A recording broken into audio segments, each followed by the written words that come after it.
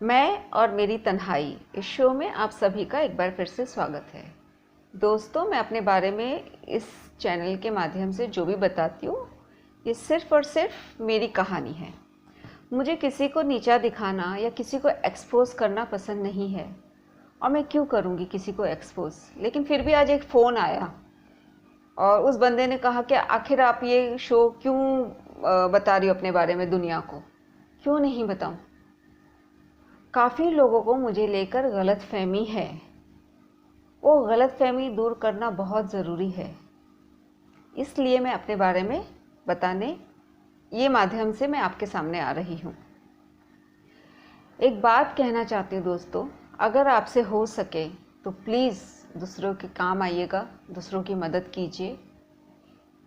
ये मेरी बायोपिक का हिस्सा नहीं है, ये मैं अपने दिल से कह रही हूँ। सिर्फ रुपया पैसा ही नहीं, अगर आप किसी को इज्जत प्यार देना चाहते तो प्लीज़ हमेशा सबके काम आइए। कल हम रुके थे अकाउंट्स पे, और मैंने आपसे कहा था इसके पीछे भी एक कहानी है। हाँ, कहानी तो है, अच्छी खासी कहानी है। दरअसल दोस्तों, ये जो अकाउंट्स में चेक कर रही थी ना, तो ये जो दुकान चला रहे थे तो मेरे बॉस के ही बेटे थे। मैं मेरे बॉस के बारे में कुछ ज़्यादा तो नहीं कहना चाहती उनकी पर्सनल लाइफ पे, लेकिन इतना बता दूं आपकी जानकारी के लिए कि उनकी 2 वाइफ्स थी और उनको टोटल 14 बच्चे थे और 14 के 14 बेटे थे।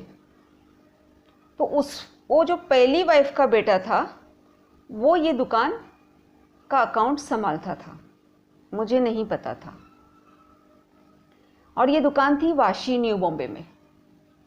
ये जब मैंने चेक की तो अकाउंट्स में काफ़ी गड़बड़ी थी व्यवहार में, और मैंने उनको बताया कि इतना डिफरेंस अमाउंट आ रहा है।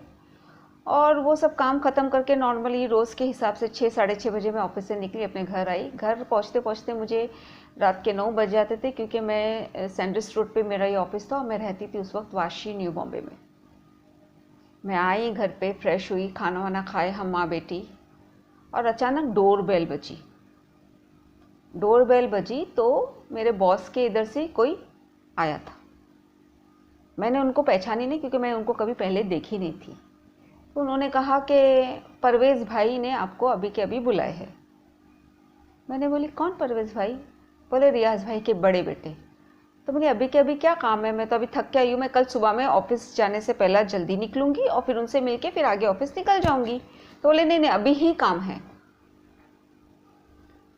मम्मी ने बोले इतनी रात को जाना ठीक नहीं। तो फिर वो बंदे ने बोला नहीं, हम लोग गाड़ी लाए हैं। और बड़े प्यार से इन्होंने मेरे को रजिस्टर वगैरह भी लेने बोले, और मैंने वो अकाउंट्स का रजिस्टर मेरे साथ में ली, सब ऑफिस का फाइल वगैरह, और मुझे तुरबा लेके गए। और दरअसल वो मेरा एक किडनैपिंग था।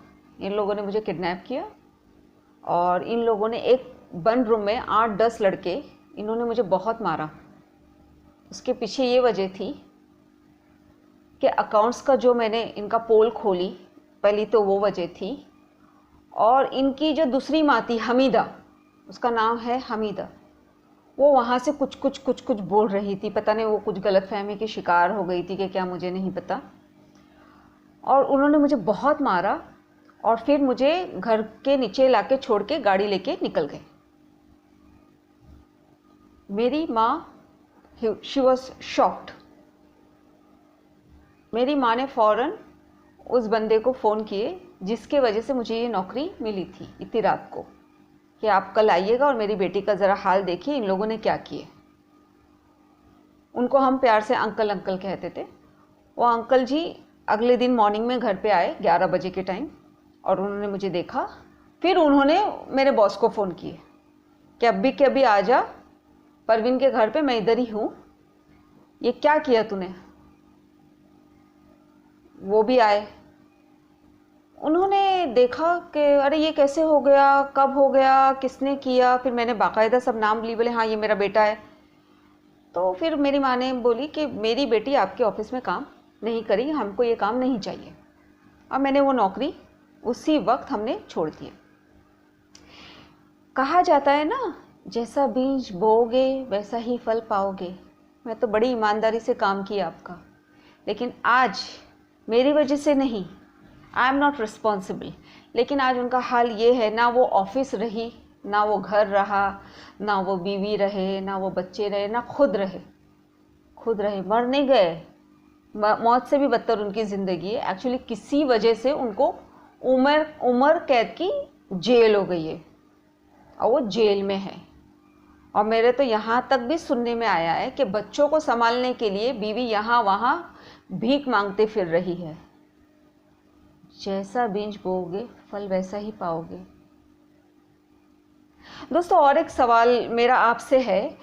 हर कोई मुझसे ये सवाल करता है कि आप में कोई चीज़ की कमी नहीं है, फिर भी आपने अभी तक शादी क्यों नहीं की। बताऊंगी शादी क्यों नहीं की। इसके भी पीछे बहुत इंटरेस्टिंग किस्से हैं, विद प्रूफ भी बता सकती हूँ। इतना है कॉन्फिडेंस, अगर मैं कुछ बोल रही हूँ तो ज़रूर मेरे पास इसका प्रूफ होगा ही। उसके बावजूद अगर आपको लगता है हाँ मेरी गलती है, मैंने शादी नहीं की, तो प्लीज़ आप अपना कमेंट्स मेरे व्हाट्सएप नंबर पे 8879693054 पे ज़रूर डालिएगा, या फिर मेरे यूट्यूब चैनल पे जाकर इनबॉक्स में अपना कमेंट्स छोड़ सकते हैं। Thank you so much. जय हिंद।